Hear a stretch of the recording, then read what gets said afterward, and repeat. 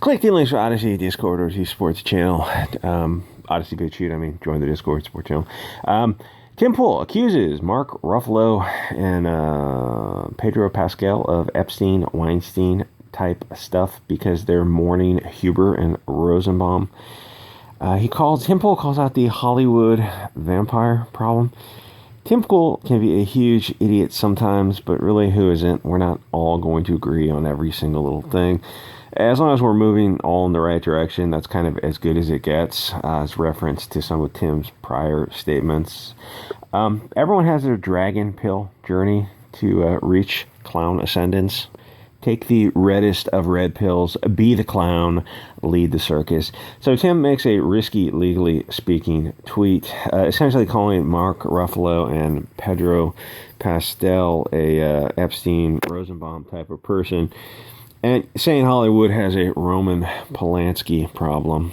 Oh, sweet Jesus, I just noticed he lists his pronouns. He, him. Yes, Pedro Pascal, who's certainly not into kids. Listen your yeah, we know you're a he, him. You're a male. You're a man, an adult human male. You don't need to list your pronouns when you have a mustache. You can't be anything other than a male. Remember those Isaac Cappy videos that used to be on YouTube? They're slowly disappearing from YouTube now. Sure, there's nothing to hide there. It's like the truth doesn't fear investigation. Anyway, it's good to see. I think he starts to get ratioed in his replies. All the good stuff is gone from YouTube now. It's all on Odysee. The Hollywood types have the weirdest heroes. Women beaters and kitty abusers. Social media is beautiful for showing Hollywood without their mask. Are they people akin to lizards? That's also not allowed on YouTube anymore. And some are people of the snake. A lot are just so deep in an echo chamber, they have no idea what is outside the bubble. You got the mainstream media, who for the past year has been painting Kyle in one light, and then they paint Josh Zeminski, who nobody wants to take a really close look at because he's multiple. You take one look at him, and you're like, oh, this guy's not going to die of natural causes. He has like a warning sign flashing over his head that this person has a life expectancy of like probably 3 years. Huber, Rosenbaum, Gross Kurtz, and then the black guy who did the flying kick. And he, oddly enough, he's the only guy who escaped the 223 aspirin. All you had to do was watch the first-hand news. You don't have to have your news filtered anymore. You can actually watch the video from that guy BG on the scene, and a bunch of other people had videos they're putting on social media. You can see it for yourself. Rosenbaum chases Kyle. Kyle turns and defends himself. Ethically, morally, and legally, all above board and fine. You don't have the right to chase anyone or even to follow someone. That's stalking. It's assault. They're fearing the battery, the apprehension of the imminent harmful or offensive touch. You don't have the right to touch people. You can't stalk people. You can't chase somebody. If you chase somebody, it will cause the person to be reasonably apprehensive of a threat, and they will send you to hell with a 60-grain problem solver. Huber is really a victim of Rosenbaum's stupidity, and he doesn't seem like a bright guy himself. And I think he was the burglar, and I think he beat up his grandma or something. I was thinking about that. You hear that, and you think, oh, this guy beat up his grandma or hit his grandma and went to jail for that. It's like, looking at him and looking at his family, you realize, like, for all we know, his grandma could have been a gun runner and selling meth. You have no idea. It's like, these are some very scummy people. The Kyle Rosenbaum issue was clear self-defense. You don't have the right to chase and attack someone. They have the right to defend themselves. It's just, it doesn't get any simpler than that one little sentence. Taking a violent mob's word on what happened is a good way to depart this mortal coil. If you don't chase people, you'll live longer. You can't chase someone, attack them, and then claim self-defense.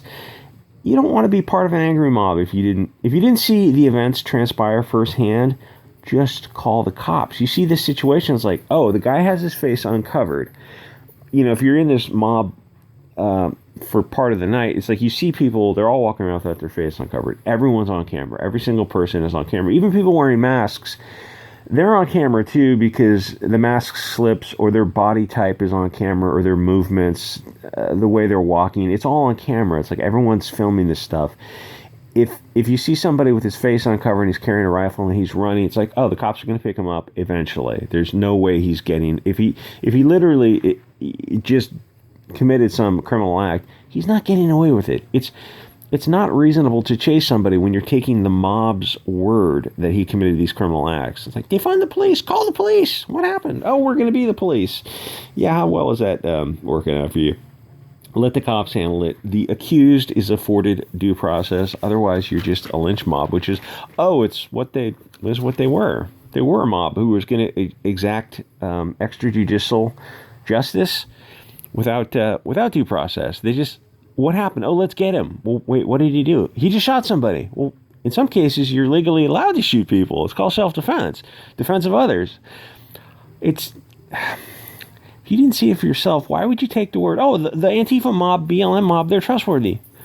They're committing arson, struggle snuggles, and deletions left and right. They're a violent, angry, dangerous mob. Why would you trust them and literally, you're trusting them with your life when you're chasing after somebody with that 223? Do you trust Antifa and BLM so much that you're willing to, one, risk your life, which is most importantly, two, risk legal action? Because if you're chasing somebody and you don't have the right to apprehend a fleeing felon, at least, that would be one defense. Oh, he's an active shooter. That doesn't mean anything. Does he have the legal right to defend himself? Oh, I didn't see it for myself. I'm just chasing them based on the word of the angry mob. Oh, well, then that makes you a fucking idiot. Why would you... Anyway. Pedro, Pascal, the R is silent. Just kidding. Don't sue me, bro. That's a defamatory statement of fact. His tweet is defamation. He says murder. He says... Rosenbaum, 36, and Huber, 27, murdered. And the black guy, the flying kick guy, was 40. So it's like 27, 36, 40. Why aren't you home with your wife or girlfriend and your kids? Why aren't you home? If you're 27 and you're out on the streets doing this kind of stuff, the future is not bright for you. And look at yourself like, what are you doing? Oh, you're like, this guy's a felon. All five guys involved. Josh Ziminski. You look at him, he's somebody you would reach for the pepper spray or reach for a concealed weapon if you saw him. He looks like a very, very dangerous person. All these guys are dangerous people. Josh Ziminski, Rosenbaum, Huber, Grosskreutz, and the black flying kick guy. Five guys who were involved. Six guys, if you want to include Jacob Blake, were all violent felons. They all had history of committing violence and being arrested and prosecuted and convicted for felonies. All six guys involved. So you go to an Antifa rally and you pull a little Kyle Rittenhouse and all people involved who are attacking the only person there who is innocent are all violent felons. What does that say about Antifa and BLM? Oh, it's a group of violent felons who want to affect social change. Maybe, just maybe, the group of violent felons are in the wrong. Don't get me wrong. Grosskreutz and Huber, I don't remember what their felonies were. It might have been like spousal abuse, which I know sounds horrible. In some cases, it can be horrible. I'm not defending it. And burglary. Those guys aren't so far beyond that, like, you can't have a come to Jesus moment for them and like turn their lives around. I'm guessing there's drugs, chemical dependency issues involved in there. Those guys, you can, if they wanted to turn their life around, they absolutely could. They're not so far gone beyond the bend. Rosenbaum, no. There's not saving someone who hurt kids. Not one time. Maybe one time you say, okay, the chemical dependency, he was doing something, some degree of malevolence. It's really, you really can't defend somebody hurting kids. But like, there's a level of, say you're drunk in a park at night. It's a completely empty park and you're peeing.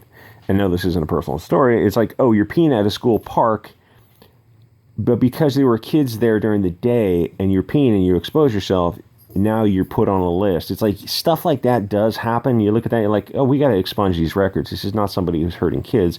This is justice done wrong. No, Rosenbaum was several steps beyond that. He wasn't just drunkenly walking around naked, which would get you a same charge of being a registered person like that. He was actively committing batteries upon the victims themselves. Not just one time, multiple times.